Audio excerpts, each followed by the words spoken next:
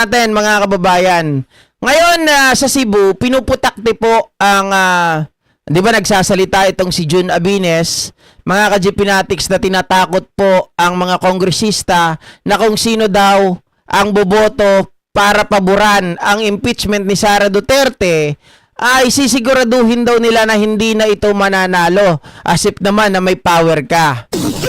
Diba? As if naman na ganun ka kalakas. Samantalang eto nga, ilang beses ka nang nakukulong. Ilang beses ka na, mga kababayan, nagpapabalik-balik sa kulungan. Ngayon naman, mga kababayan, paano kaya nila ngayon sisirain etong si Pambali 4 na kanilang kaalyado dahil napapabalita na dikit na ngayon ito kay First Lady Liza, mga ka-GPnatics, at tila ang sinasabi ng iba ay BFF na sila. Nakikita ko ang mga post, mga ka-GPnatics, ng paninira nila ngayon dahil ito mismong mga kaalyado nila, na kapwa nila mga DDS, syempre kaalyado nga, di ba? Etong si EB Jugalbot. Mga kababayan, Pambari 4 and color theory. From green to colorless to colorblind to her ultimate wettest of wet dreams, Unipink. Binabatikos na nila si Pam dahil ito daw nakipagkita kay Leni Robredo, mga kababayan. Ang babaw ng mga utak ng mga hinayupak. Isa pa, mga ka-GPnatics, na kanilang ipinagkakalat ngayon, alaka, nawala. Anyari? Binura na? Ito. Isn't it that she already announced before? No? I know about that intention and I welcome it. But for now, I want to focus on governance versus administration. Let's talk about politics na lang na later, no? But I truly welcome it. Pero kung ano sa trabaho na sa trabaho, let's talk politics kay masagulan, magulan to ang trabaho kaya ng politika ba? So, colorblind is ako, I would just focus on my governance and administration. But okay, so yung konteksto niya itong video na to, siguro hindi nyo naririnig sa inyong end. Pinaano ko pa to, pinatranslate ko pa. Kasi medyo hindi ko rin nakuha, mga ka-GPnatics, kasi Cebuano yung salita. Ngayon, nagdeklara si BP Sara Duterte ng pagtakbo sa 2028. 'Di ba? Ngayon, mga ka-GPnatics, tinatanong si Pam kung ano po ang kanyang take doon sa pagtakbo. Ang sagot niya, mga kababayan, ayaw ko munang isipin yan. Ayaw ko muna pag-usapan ang politics. Ang pag-usapan natin kung paano tayo makakatulong sa mga kababayan natin, lalong-lalo na ngayon. Sabi niya ganon, na napakarami nating problema na dapat nating unahin. 2028, darating yan. Pero wag muna ngayon. Aga-aga pa. Nagagalit ngayon yung kapwa niya, mga DDS. Nagagalit sila na ito daw, mga kababayan, from colorless from colorless to colorblind on BP Sara's declaration. So kumbaga hindi na nila tinutukoy na tinuturing na kaalyado itong si Bam. Tinuturing na nila ito, mga kababayan, na kalaban. Kasi ang sinasabi nila ngayon, ito daw ay insider ni PBBM. Ginamit lang daw, mga kababayan, ang mga Duterte para makaupo sa pwesto. Alam mo, hanga naman ako dito kay Pambari 4. Kasi, mga ka-GPnatics, para siyang si BBM. No, walang kulay. Tama, colorless siya eh. 'Di ba? Pero hindi siya colorblind. Colorless siya kasi tama naman.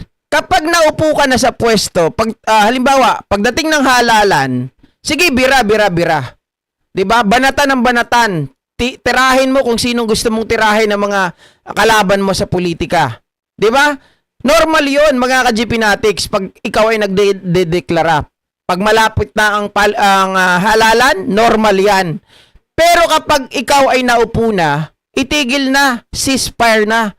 Dapat kapag ganyan, mga ka-GPnatics, yan yung taong masasabi natin na naglilingkod ng tapat, naglilingkod ng tunay, at talagang makabayan. Dahil inuuna, mga ka-GPnatics, ang kanyang nasasakupan bago po ang ibang tao na gusto lamang ay kapangyarihan.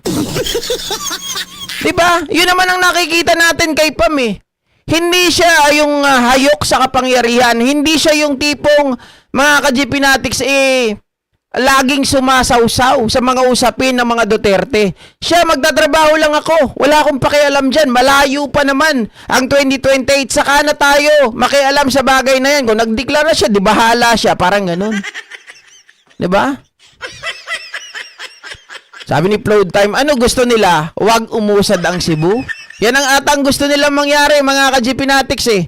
Parang pinipigilan nga nila na si Pam Baricuatro ay huwag pong lumapit sa First Family. Huwag lumapit sa pamahalaan. Uy, tandaan nyo, mga ka-GPnatics, ang Cebu is part ng Pilipinas.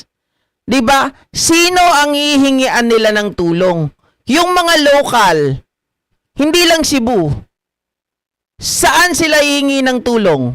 Di ba sa national? Pag lalong-lalo na pag may mga project, may mga pangangailangan, di ba?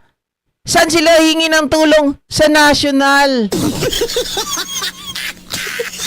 Kung ayaw nyo na mangingi siya sa national, di ba? Ayaw nyo na makipag-usap siya sa presidente, sa First Family, ba't hindi kayong tumulong sa kanya? Sige nga. O, baka may pera kayo. Baka mayaman kayo. I-share nyo na. Ibigay nyo na yung buong yaman nyo. Of course, I'm sure. I'm pretty sure. Hindi nyo magagawa yan. Duterte nga, hindi dumudukot ng kanilang sariling bulsa eh. Para ibigay sa tao, di ba? Oh. Good answer talaga yun, Flood Time, sa part ni Baricuatro. At doon ay nakuha niya, nakumbinsi niya yung tiwala ko, mga kababayan, na siya ay para sa tao. O, sabi ni Evelyn Norfiano, instead kasi naharapin na lang ang kanilang sariling kaso, gusto pang umisa o gumawa ng mas masalimuot pa kaysa sa ginawa nilang, iba pala to. Ibang topic siguro sinasabi ni Ma'am Evelyn, no? Oh. Kaya't da nga taldengan GP, supay. Diba? Gusto nila mga kababayan, walang iya itong mga to. Hawakan sa liig si Baricuatro. Di dapat sila na lang yung tumakbo. Diba sila na lang dapat yung lumaban kay Gwen Garcia? Oh. Diba?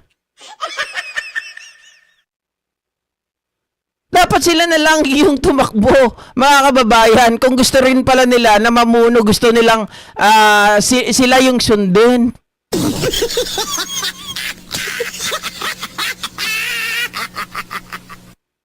Parang mga timang. Parang mga luko-luko. Wala naman maibigay. Wala naman may ambag. Oh. Tapos, pag tumulong ang presidente, sasabihin nila, nararapat lang, dapat lang, dahil pera namin yan. Aba, mga kababayan, kung ang presidente ay hindi tutulong, kung walang initiative na gagawin, kahit sabihin natin tayo ay mga taxpayer, hindi rin kayo mabibigyan ng ayuda. Walang mangyayari, hindi mabibigyan ng tulong yung mga yan. So, kailangan, kahit pa paano, mga ka-GPnatics, magpasalamat pa rin tayo sa initiative ng Pangulo, sa initiative ng local LGU, sa initiative ng inyong governor. Na iniisip ang kapakanan ninyo, hindi po sila mga kababayan na makasarili. Kasi kung makasarili lang to mga to, pababayaan na kayo. Kung makasarili ang mga to, mga kababayan, at kamping-kampe doon ka kay Sara Budol, ay susundin ang gusto nyo. Pero ibahin nyo, etong si Pam, may paninindigan at may pagmamahal sa kanyang mga kababayan. Di ba? O ayan, sana magtanda yung mga DDS, mga ka-GPnatics. Hanggang iyak na lang kayo. Umiyak kayo ng umiyak hanggat gusto nyo. Maubos sa mga luha nyo, mga dihamak kayo. Di ba? Okay, so ayan mga ka-GP Natics, hanggang dito na lamang po ang ating live streaming ngayong hapon. Magkita-kita po muli tayo sa mga susunod na live stream at syempre mga kababayan, sa mga upload din po natin. Sa mga hindi pa po nagla-like dyan, mag-like na kayo mga ka-GP. Maraming salamat at I love you all. Bye-bye!